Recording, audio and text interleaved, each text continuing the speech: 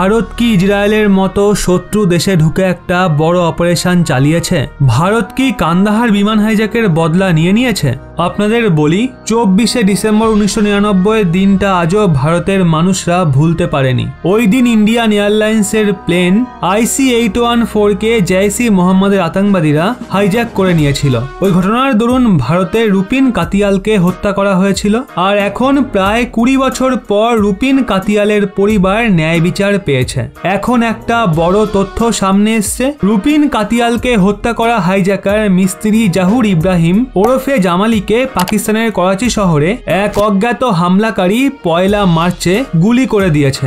আপনাদের বলি, ইব্রাহিমের হত্যার পরেও জৈশ-ই মোহাম্মদের 5 জন অপহরণকারীদের মধ্যে 2 জন আতঙ্কবাদী এখনো পাকিস্তানে জীবিত রয়েছে। এই ভিডিওতে আপনাদের বলবো জাহুর ইব্রাহিমকে হত্যা করার পর পাকিস্তান কিভাবে হতভম্ব হয়ে গেছে। মিস্ত্রি জাহুর ইব্রাহিমের হত্যার মাধ্যমে স্পষ্ট যে তাকে দীর্ঘ সময় ধরে ফলো করা হচ্ছিল, তার সমস্ত গতিবিধিকে ট্র্যাক করা হচ্ছিল। আর হামলার চিন্তাভাবনা অনেক সময় ধরে ভেবেচিন্তেই করা হয়েছে। হত্যাকারী ভীষণ নিপুণ ছিল।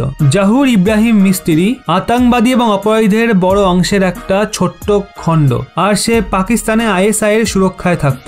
এর মধ্যে জৈশ-ই মোহাম্মদ, লস্কর-ই তাইবা, হিজবুল মুজাহিদ্দিনের আতঙ্কবাদী সদস্য এবং বড় প্ল্যানার্স আছে, যারা কাশ্মীরে আতঙ্কবাদী কার্যকলাপকে মদত দেয়। এর মধ্যে মুম্বাই সহ দেশের বিভিন্ন অংশে হওয়া ধামাকার অভিযোগকারীরাও রয়েছে। এতে খালিস্তানি আতঙ্কবাদীরাও রয়েছে।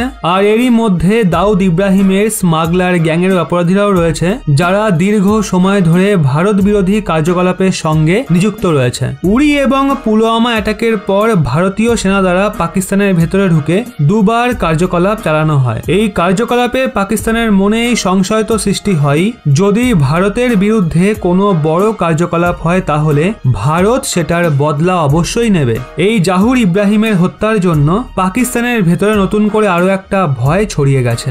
আর সেই ভয়টা হলো এখন ভারত তার শত্রুদের খোঁজে পাকিস্তানের ভিন্ন ভিন্ন অংশে কার্যকলাপ চালাবে। আর পাকিস্তানের প্রত্যেকটা বড় শহরে ভারত থেকে পালানো এমন আতঙ্কবাদী, অপরাধী বা ভারত বিরোধী কার্যকলাপে নিযুক্ত পাকিস্তানিদের বড় বড় ডেরা রয়েছে। এখন বন্ধুরা, এমন কার্যকলাপের জন্য ভারতীয় সেনাদের উদ্দেশ্যে একটা স্যালুট তো অবশ্যই কাম্য। জয় হিন্দ, বন্দে মাতারাম।